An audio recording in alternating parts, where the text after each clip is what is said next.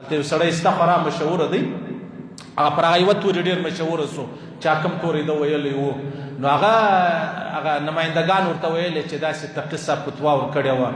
ده ورته ویلې ول تقي صاحب د دی وکړي، منتقي عثماني صاحب دا د داسې وکړي دا خپل مرسډیز د خرڅ کړي، دا پیسې ور واستوه ابراهیم علیه السلام ښار لره. هغه ورته دا نمایندګان کوم دا انټرویو والا او دا نور دا صحافیان چې ځان ته وایي دوه کسان چې وباسي دا هم ډېر منافقان دي. هغه ورته ویلې هغه بي ام ډبلیو لري په 8 کروڑ روپۍ ده، بیا دی راولاړ شو څومره مذاق یې وکړي په ذوالجلال. دا تا د الله رب العزت د کلام توهین سپکواله وکړي. ته نه شرمېږې په دې خبره؟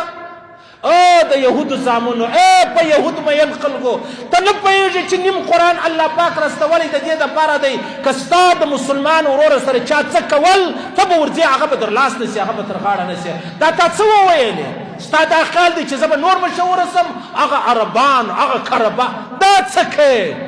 ظالمه د یهودو متاثره خلکو ته د اسلام هغه د الله حکم بیان کوي، هغه قرآن بیان کوي. تا ول دا ورسه مرسډیز خرڅ کړه؟